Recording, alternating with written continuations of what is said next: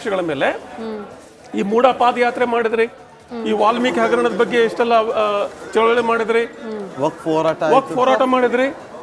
ಇದನ್ನ ಜನರಿಗೆ ತಲುಪಿಸೋದ್ರಲ್ಲಿ ನೀವು ವಿಫಲ ಆಗಿದ್ದೀರಿ ಅಂತ ಇದು ದಿಸ್ ಇಸ್ ದ ಅವರಲ್ಲೇ ಒಗ್ಗಟ್ಟು ಕಾಣಲಿಲ್ಲ ಅಂತ.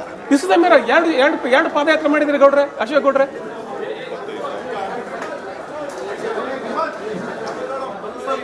ಕೂತಿದೆ ಜನಗಳ ಮನಸ್ಸಲ್ಲಿ ವಾಲ್ಮೀಕಿ ಹಗರಣಗಳು ಕೂತಿದೆ. ವಾಲ್ಮೀಕಿ ಹಗರಣ ಕೂತಂತ ಬಳ್ಳಾರಿನಲ್ಲೇ ನೀವು ಸೋತಿದ್ದೀರಾ. ವಾಲ್ಮೀಕಿ ಹಗರಣ ಕೂತಂತ ನೋಡಿ, ವಾಲ್ಮೀಕಿ ಹಣವನ್ನ ಬಳಕೆ ಮಾಡಿಕೊಂಡಿದ್ದು ಬಳ್ಳಾರಿ ಲೋಕಸಭಾ ಚುನಾವಣೆಗೆ, ಇದೇ ತುಕಾರಾಂ ಅವರ ಚುನಾವಣೆಗೆ ಬಳಕೆ ಆಗಿತ್ತು ಅಂತೇಳಿ ರಿಪೋರ್ಟ್ ಇತ್ತು. ಅದೇ ಕ್ಷೇತ್ರದಲ್ಲಿ ಅದೇ ಇದರಲ್ಲಿ ನೀವು ಸೋತಿದ್ದೀರಿ. ನೋಡಿ, ಮೂರು ಕ್ಷೇತ್ರಗಳಲ್ಲಿ ಏನಾಗಿತ್ತು ಅಂದ್ರೆ, ಕರ್ನಾಟಕ ರಾಜ್ಯದಲ್ಲಿ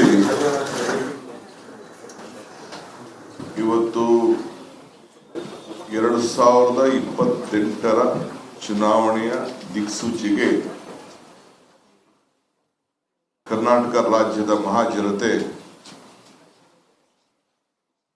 ಬದುಕನ್ನ ಕಟ್ಕೊಳ್ಬೇಕು ಅಂತ ಹೇಳಿ ಒಂದು ದೊಡ್ಡ ಸಂದೇಶವನ್ನು ಕೊಟ್ಟಿದ್ದಾರೆ. ನಿನ್ನೆ ಸಾಯಂಕಾಲನೇ ನಾನು ಹೇಳಿದೆ, ನಿಮ್ಮ ಸಮೀಕ್ಷೆ ಸುಳ್ಳಾಗ್ತದೆ, ಚುನಾವಣೆ ಸಮೀಕ್ಷೆಗಳ ಬಗ್ಗೆ ನನಗೆ ನಂಬಿಕೆ ಇಲ್ಲ. ಮಾಧ್ಯಮಕ್ಕೆ ನಾವು ಮಾಡೋ ಸಿಸ್ಟಮೇ ಬೇರೆ, ರಾಜಕಾರಣಿಗಳಾಗಿ ನೀವು ಮಾಡೋದೇ ಬೇರೆ ಅನ್ನೋದನ್ನ ನಾನು ಹೇಳಿದೆ. ಕೆಲವು ಕ್ಷೇತ್ರದ ಸೋಲು ಗೆಲುವು ನಂದೇ ಅಂತ ಕೂಡ ನಾನು ಹೇಳಿದ್ದೆ. ಇವತ್ತು 3 ಕ್ಷೇತ್ರಗಳ ಚುನಾವಣಾ ಫಲಿತಾಂಶ ಬಂದಿದೆ. ಮೊದಲಿಗೆ ಚನ್ನಪಟ್ಟಣ ವಿಧಾನಸಭಾ ಕ್ಷೇತ್ರ, ನಾನು ನಿಖಿಲ್ ಕುಮಾರಸ್ವಾಮಿ ಅವರದ್ದು ಸೋಲು ಅಂತ ನಾನು ಹೇಳಲಿಕ್ಕೆ ನಾನು ತಯಾರಿಲ್ಲ. ಅವರ ತಂದೆ ಕುಮಾರಸ್ವಾಮಿ ಅವರು ಅಲ್ಲಿಂದ MP ಆಗಿದ್ದೋದ್ರು, ಮುಖ್ಯಮಂತ್ರಿ ಆಗಿದ್ರು, 2 ಬಾರಿ ಅವ್ರನ್ನ ವಿಧಾನಸಭೆಗೆ ಕಳಿಸ್ಕೊಟ್ಟಿದ್ರು. ಅವರು ಆ ಕ್ಷೇತ್ರದಲ್ಲಿ ಬಿಟ್ಟೋದಂತ ಗುರುತುಗಳಿಗೆ ಜನ ಅವರಿಗೆ ಒಂದು ತೀರ್ಪನ್ನ ಕೊಟ್ಟಿದ್ದಾರೆ. ಬಸವರಾಜ ಬೊಮ್ಮಾಯಿ ಅವರ ಸುಪುತ್ರ ಭರತ್ ಬೊಮ್ಮಾಯಿದು ಸೋಲು ಅಂತ ಕೂಡ ನಾನು ಹೇಳಲಿಕ್ಕೆ ನಾನು ತಯಾರಿಲ್ಲ. ಅಲ್ಲೂ ಕೂಡ ಒಬ್ಬ ರಾಜ್ಯದ ಒಬ್ಬ ಮುಖ್ಯಮಂತ್ರಿಯಾಗಿ ಅಲ್ಲೂ ಕೂಡ ಅವರು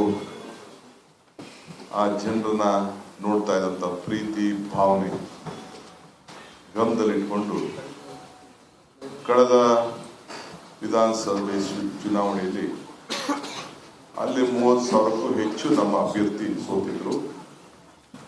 ಇಲ್ಲಿ ನಮ್ಮ ಕಾಂಗ್ರೆಸ್ ಅಭ್ಯರ್ಥಿಗೆ ಚನ್ನಪಟ್ಟಣದಲ್ಲಿ ಬರೀ 14,000 ಅಂತ ವೋಟ್ ಮಾತ್ರ ಬಂದಿತ್ತು. ಸಂಡೂರು ಕ್ಷೇತ್ರದಲ್ಲೂ ನಾವು ಮೊದಲಿಂದ ಕೂಡ ಕಾಂಗ್ರೆಸ್ ಪಕ್ಷ ಅದನ್ನ ಉಳಿಸ್ಕೊಂಡು ನಾವು ಬಂದಿದ್ದೆವು. ಈ 3 ಚುನಾವಣೆ ನಮ್ಮ ಗ್ಯಾರಂಟಿ ಮತ್ತು ಅಭಿವೃದ್ಧಿ ಇವೆರಡೇ ಬಹಳ ಮುಖ್ಯ. ಅನೇಕ ನಮ್ಮ ವಿರೋಧ ಪಕ್ಷದ ಸ್ನೇಹಿತರುಗಳ ಟೀಕೆಗಳನ್ನ ತಾವೆಲ್ಲ ಗಮನಿಸಿದ್ರಿ. ನಾನು ಹೇಳಿದ್ದೆ ಹಿಂದೆ, ಟೀಕೆಗಳು ಸಾಯ್ತವೆ, ಟೀಕೆಗಳು ಸಾಯ್ತವೆ, ಅವೆಲ್ಲ ತಲೆ ಬಗ್ಬೇಕೇ ಆಗತ್ತೆ. ಅದೇ ಥರ ಇವತ್ತು ತಾವು ನೋಡಿದ್ದೀರಿ, ಮಹಾರಾಷ್ಟ್ರದಲ್ಲಿ ನಮ್ಮ ಹಿನ್ನಡೆ ಆಗಿದೆ, ಆದರೆ ಜಾರ್ಖಂಡಲ್ಲಿ ನಾವು ಗೆಲ್ತಾ ಇದ್ದೀವಿ ಅಲ್ವಾ. ಇದು ಒಂದೊಂದು ರಾಜ್ಯದಲ್ಲಿ ಒಂದೊಂದು ಸಂದೇಶವನ್ನು ಕೊಟ್ಟಿದ್ದಾರೆ. ಅಲ್ಲಿ ಸಾಕಷ್ಟು ಡಿಫೆಕ್ಷನ್ಗಳಾಗೋಯ್ತು ಮಹಾರಾಷ್ಟ್ರದಲ್ಲಿ, ಅಲ್ಲಿ ಏನಾಗಿದೆ ಅಂತ ನಾವು ಅಲ್ಲಿ ಅನಲೈಸ್ ಮಾಡ್ತೀವಿ. ಜಾರ್ಖಂಡಲ್ಲಿ ನಾವು ಗೆದ್ದಿದ್ವಿ, ಅವರು ಅನಲೈಸ್ ಮಾಡ್ತಾರೆ ಏನಾಗಿದೆ ಅಂತೇಳಿ. ಇದು ರಾಜಕೀಯ ವ್ಯವಸ್ಥೆಯಲ್ಲಿ ನಾವು ಮಾಡಬೇಕಾದಂಥ ಕರ್ತವ್ಯ ಇದು. ಈಗ ಅವ್ರಿಗೆ ಏಕೆ ಹಿನ್ನಡೆ ಆಗಿದೆ, ಅವರು ಅದು ಪರಾಮರ್ಶೆ ಮಾಡ್ತಾರೆ. ನಾವು ತಪ್ಪು ಮಾಡಿದ್ರೆ ಜನ ನಮಗೆ ಶಿಕ್ಷೆ ಕೊಡ್ತಾರೆ, ಅವರು ತಪ್ಪು ಮಾಡಿದ್ದಕ್ಕೆ ಅವ್ರಿಗೂ ಶಿಕ್ಷೆ ಕೊಟ್ಟಿದ್ದಾರೆ. ಇದೇ ಥರ ಇದು ರಾಜಕೀಯ ವ್ಯವಸ್ಥೆ, ಇದೇ ಪ್ರಜಾಪ್ರಭುತ್ವದ ಅದ್ಭುತ. ನಮ್ಮ ಸಂಡೂರು ತಾಲೂಕಿನ ಎಲ್ಲ ನಮ್ಮ ಮತದಾರ ಪ್ರಭುಗಳಿಗೂ ಮತ್ತು ನಮ್ಮ ಎಲ್ಲ ಕಾರ್ಯಕರ್ತರಿಗೂ ಮುಖಂಡರಿಗೂ ಮತ್ತು ನಮ್ಮ ಪಕ್ಷದ ಎಲ್ಲ ಹಿರಿಯ ನಾಯಕರಿಗೂ ಧನ್ಯವಾದಗಳನ್ನ ಹೇಳೋದಕ್ಕೆ ಬಯಸ್ತೀವಿ. ಇವತ್ತು ನಮ್ಮ ತಾಲೂಕಿನ ಏನು ನಮ್ಮ ಎಲ್ಲ ಜನತೆ ಮತ್ತೊಮ್ಮೆ ಕಾಂಗ್ರೆಸ್ನ ಒಂದು ಭದ್ರಕೋಟೆ ಅಂತೇಳಿ ನಮ್ಮ ಸಂಡೂರು ತಾಲೂಕಿತ್ತು, ಅದನ್ನು ಇನ್ನೊಂದು ಸಲ ಬಲಗೊಳಿಸ್ತಕ್ಕಂಥ ಕೆಲಸವನ್ನು ಎಲ್ಲರೂ ಒಗ್ಗಟ್ಟಾಗಿ ಮಾಡಿದ್ದಾರೆ. ಈ ಮೂಲಕ ಅವ್ರಿಗೆಲ್ಲರಿಗೂ ಧನ್ಯವಾದಗಳನ್ನ ಅರ್ಪಿಸೋದಕ್ಕೆ ಬಯಸ್ತೀನಿ. ಹಾಗೆಯೇ ಅವ್ರು ಏನು ನಿರೀಕ್ಷೆಗಳಿಟ್ಟು ಇವತ್ತು ನಮ್ಮನ್ನು ಆರಿಸಿ ಕಳಿಸಿದ್ದಾರೆ ವಿಧಾನಸಭೆಗೆ, ಆ ನಿರೀಕ್ಷೆಗೂ ಮೀರಿ ನಾವು ಅವರ ಮನಸ್ಸನ್ನು ಗೆಲ್ಲೋ ಪ್ರಯತ್ನ ಮಾಡ್ತೀವಿ. ಹಾಗೆಯೇ ತಾಲೂಕಿನ ಸರ್ವಾಂಗೀಣ ಅಭಿವೃದ್ಧಿಗೆ ನಾವು ಇನ್ನು ಇಬ್ಬರು ಗಂಡ ಹೆಂಡತಿ ಸೇರಿ ಹೆಚ್ಚಿನ ಮಟ್ಟದಲ್ಲಿ ಒಂದು ತಾಲೂಕಿನ ಸರ್ವಾಂಗೀಣ ಅಭಿವೃದ್ಧಿಗೆ ಇಬ್ಬರು ದುಡಿತೀವಿ ಅಂತಕ್ಕಂಥ ಮಾತು ನಾನು ಇವತ್ತು ಹೇಳ್ತೀನಿ. ಈಗ BJP ಅಭ್ಯರ್ಥಿ ಅವರು ಹೇಳಿದ್ದಾರೆ, ಯಾರು ಬಂಗಾರು ಹನುಮಂತ್ ಅವರು ಹೇಳ್ತಾ ಇರುವಂಥದ್ದು, ಇದು ಧರ್ಮದ ಗೆಲುವಲ್ಲ, ಅಧರ್ಮದ ಗೆಲುವು, ಹಣದ ಹೊಳೆ ಹರಿಸಿದ್ದಾರೆ ಅನ್ನೋವಂಥ ಆರೋಪ ಮಾಡ್ತಿದ್ದಾರೆ. ಇದು ಸಂಡೂರು ಕ್ಷೇತ್ರ ಅಂದರೆ ಇಲ್ಲಿ ಕುಮಾರಸ್ವಾಮಿ ಆದಿದೇವತೆ ಕುಮಾರಸ್ವಾಮಿ ಕ್ಷೇತ್ರ. ಇದು ಇಲ್ಲಿ ಯಾವಾಗಲೂ ಧರ್ಮನೇ ಗೆಲ್ಲೋದು. ಅಲ್ಲೇ ಧರ್ಮ ಬಿಟ್ಟು ಬೇರೆ ಇಲ್ಲಿ ಆಡಳಿತ ಮಾಡೋದಕ್ಕೆ ಆ ಸ್ವಾಮಿ ಅವಕಾಶ ಮಾಡಿಕೊಡೋದಿಲ್ಲ. ಆ ನಿಟ್ಟಿನಲ್ಲಿ ಇವತ್ತು ನಮಗೆ ಧರ್ಮದ ರೀತಿಯಿಂದ ನಮಗೆ ಗೆಲುವು ಸಿಕ್ಕಿರ್ತಕ್ಕಂಥದ್ದು.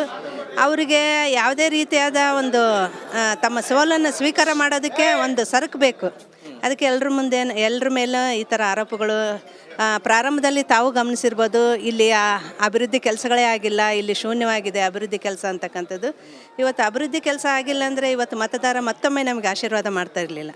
ಕಳೆದ 4 ಬಾರಿನೂ ನಮಗೆ ಆಶೀರ್ವಾದ ಮಾಡಿದ್ದಾರೆ ವಿಧಾನಸಭೆಯಲ್ಲಿ, ಹಾಗೆ ಲೋಕಸಭೆಯಲ್ಲೂ ನಮಗೆ ಆಶೀರ್ವಾದ ಮಾಡಿದ್ದಾರೆ, ಈ ಬೈ ಎಲೆಕ್ಷನಲ್ಲೂ ಕೂಡ ನಮಗೆ ಆಶೀರ್ವಾದ ಮಾಡಿದ್ದಾರೆ. ಅಂದರೆ ಜನರ ಮನಸ್ಸಲ್ಲಿ ನಾವು ಏನು ಮಾಡಿದ್ವಿ, ತಾಲೂಕಿನ ಒಂದು ಅಭಿವೃದ್ಧಿ ಕೆಲಸಗಳು ಏನು ಮಾಡಿದ್ವಿ ಅಂತಕ್ಕಂಥದ್ದು ಇದೆ. ಅದಕ್ಕೆ ನಮಗೆ ಸದಾ ಆಶೀರ್ವಾದ ಮಾಡ್ತಾ ಇದ್ದಾರೆ. ಇನ್ನು ಮುಂದಿನ ದಿನಗಳಲ್ಲಿ ಜನರ ನಿರೀಕ್ಷೆಗೆ ಮೀರಿ ನಾವು ಇನ್ನೂ ಹೆಚ್ಚಿನ ಒಂದು ತಾಲೂಕಿನ ಅಭಿವೃದ್ಧಿಗೆ ಒತ್ತು ಕೊಡ್ತೀವಿ ಅಂತೇಳಿ ಹೇಳಕ್ಕೆ. ಫಸ್ಟ್ ಏನು ಒತ್ತು ಕೊಡ್ತೀರಿ ಮೇಡಮ್ ಅಭಿವೃದ್ಧಿ? ಮೊಟ್ಟ ಮೊದಲನೇದಾಗಿ ನಮ್ಮ ತಾಲೂಕಿನಲ್ಲಿ ಅತ್ಯಂತ ಈಗ ಅವಶ್ಯಕತೆ ಇರೋದು ಒಂದು ಮಲ್ಟಿ ಸ್ಪೆಷಾಲಿಟಿ ಹಾಸ್ಪಿಟ್ಲು. ಆಗಲೇ ನಮ್ಮ ಮಾನ್ಯ ಮುಖ್ಯಮಂತ್ರಿಗಳು ಅದಕ್ಕೆ ಅಡಿಗಲ್ಲು ಹಾಕೋಗಿದ್ದಾರೆ. ಅದನ್ನು ಅತಿ ಶೀಘ್ರದಲ್ಲಿ ಮುಗಿಸಿ ಜನರ ಸೇವೆಗೆ ಅದನ್ನ ಕೊಡ್ತಕ್ಕಂಥದ್ದು. ಹಾಗೆಯೇ ನಮ್ಮ ಸಂಡೂರು ಬಸ್ ಸ್ಟ್ಯಾಂಡ್ ಒಂದು ಮಾಡಬೇಕು. ಹಾಗೆಯೇ ಮಹಿಳೆಯರಿಗೆ ಕೌಶಲಾಭಿವೃದ್ಧಿ ತರಬೇತಿ ಕೇಂದ್ರಗಳನ್ನು, ಹಾಗೆಯೇ ಯುವಕರಿಗೆ ಸ್ಕಿಲ್ ಡೆವಲಪ್ಮೆಂಟ್ ಸೆಂಟ್ರನ್ನ ಅವನ್ನೆಲ್ಲ ಮುಗಿಸಿ ಆದಷ್ಟು ಬೇಗ ಎಲ್ಲ ಈ ಕಾಮಗಾರಿಗಳನ್ನ ಮುಗಿಸಿ ನಮ್ಮ ತಾಲೂಕಿನ ಅಭಿವೃದ್ಧಿಗೆ ಅದನ್ನ ಸೇವೆಗೆ ಅರ್ಪಣೆ ಮಾಡ್ಬೇಕಂತಕ್ಕಂಥದ್ದು. ಈಗ ನಿಮ್ಮ ಪತಿ MP, ನೀವು MLA, ಜನರಿಗೆ ಸಹಾಯ ಮಾಡೋಕ್ಕೆ ತುಂಬ ಈಸಿ ಆಗುತ್ತೆ. ಹೌದು, ಕೇಂದ್ರದ ಅನುದಾನ ಮತ್ತು ರಾಜ್ಯ ಸರ್ಕಾರದ ಅನುದಾನ ಎರಡೂ ತಗೊಂಡು ಬಂದು ಇನ್ನೂ ತಾಲೂಕಿನ ಅಭಿವೃದ್ಧಿಯನ್ನು ವೇಗ ಹೆಚ್ಚಾಗುತ್ತೆ ಅಂತೇಳಿ ನಾನು ಈ ಸಂದರ್ಭದಲ್ಲಿ ಹೇಳಕ್ಕೆ ಬಯಸ್ತೀನಿ. ತಾಲೂಕಿನ ಅಭಿವೃದ್ಧಿ ವೇಗ ಹೆಚ್ಚಾಗುತ್ತೆ ಅಂತೇಳಿ. ಈಗ ಕಾಂಗ್ರೆಸ್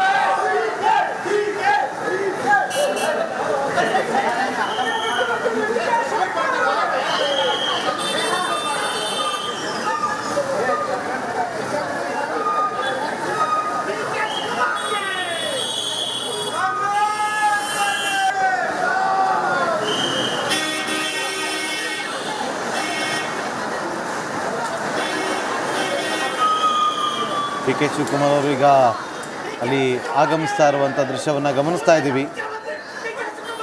ಮಾಧ್ಯಮಗಳನ್ನು ಉದ್ದೇಶಿಸಿ ಮಾತಾಡ್ತಾರ ಕಾಂಗ್ರೆಸ್ ಕಚೇರಿ KPCC ಕಚೇರಿ ಅಂತ ಅವರು ಆಗಮಿಸಿರುವಂಥ ದೃಶ್ಯವನ್ನು ಗಮನಿಸ್ತಾ ಇದ್ದೀವಿ. ಇಟ್ನಲ್ಲಿ ಸರ್, ಈಗ ಒಂದಂತೂ ನೋಡಿ, ಈಗ ಇನ್ನೇನು ಮಾತಾಡ್ಬೋದು, ಅದಕ್ಕಿಂತ ಮುಂಚೆ ಒಂದು ರಿಯಾಕ್ಷನ್ ತೊಗೊಂಡ್ಬಿಡ್ತೀನಿ. ಇಲ್ಲಿ BJP ಅವರು ಎಡವಿದ್ದು ಎಲ್ಲಿ, ಅಥವಾ BJP ಅವರೀಗ ಪರಾಮರ್ಶೆಯನ್ನು ಮಾಡ್ತಾರೆ ಮುಂದಿನ ದಿನಗಳಲ್ಲಿ.